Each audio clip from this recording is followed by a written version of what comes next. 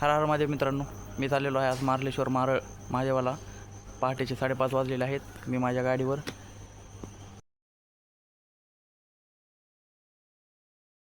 मार्लेश्वरला, जे की रत्नागिरीत मारळ या गावात आहे. तर श्रावण महिन्यानिमित्त मी गोवा टू मार्लेश्वर माझी बाईक राईड करणार आहे. जाताना मी तुम्हाला रस्त्यातले सर्व ठिकाणं जे जे शक्य होतील मला ते मी तुम्हाला ते सर्व दाखवणार आहे. धन्यवाद.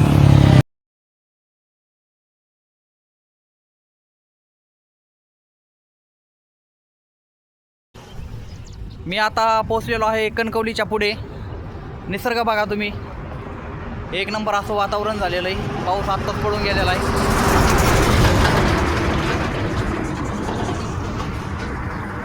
एवढी हिरवळ आहे इकडं. आपल्या इकडं असं वाटतं की आपण कुठंतरी दुसऱ्या राजस्थान वाळवंटात कुठंतरी राहतोय. ह्या कोकण किनारपट्टीमध्ये खरंच फिरायला येण्यासारखं ठिकाण आहे. बघा ही माझ्या मागचे डोंगर बघा तुम्ही. बघा, जिकडं जेवढी लांब नजर जाईल तेवढं लांबपर्यंत झाडी, डोंगर, हिरवळ, भयानक असा निसर्ग. तिकडं डोंगरावरती काहीतरी झेंडा दिसतोय. मंदिर असणार तिकडं 100%. थांबा 1 मिनिट मित्रांनो, तुम्हाला दाखवतो मी. आपल्या हायवेला राजापूर लागतंय. राजापूरचा निसर्ग बघा, असं वाटतंय की शिमला मनालीमध्ये आलेलो आहे.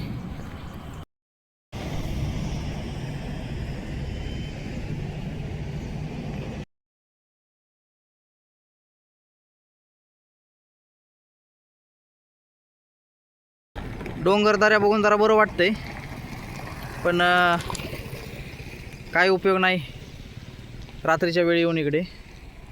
आता ती बघा बस आली, पण शक्य होईल तेवढा दिवसाच प्रवास करा. होय.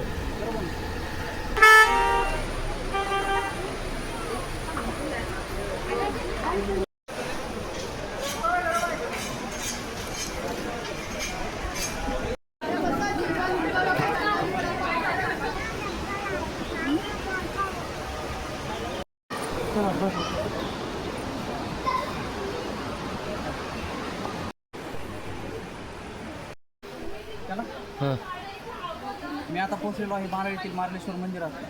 तर चला आता आपण दर्शन घेऊया.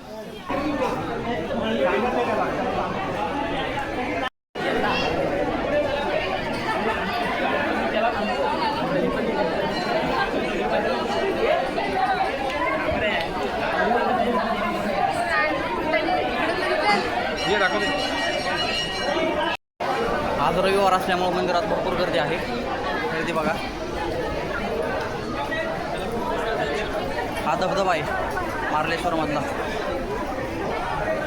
इकडून दर्शन रांग.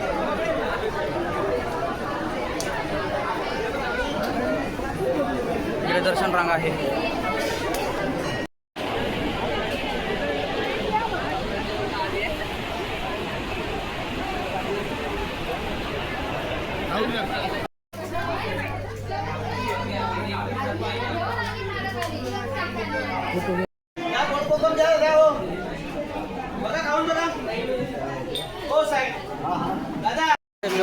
फॅमिली सगळी फुल होती.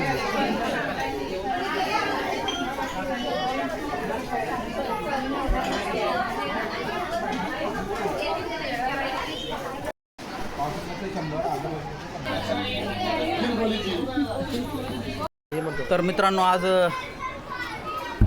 मार्लेश्वरमध्ये रविवार असल्यामुळे इतकी गर्दी होती, पण आपल्याला इथं परळी वैद्यनाथ 12 ज्योतिर्लिंगापैकी एक ज्योतिर्लिंग असलेले जे पुजारी आपल्याला इथं भेटले, त्यांच्यामुळं आपल्याला दर्शन अक्षरशः 10 ते 15 मिनटामध्ये झालेलं आहे.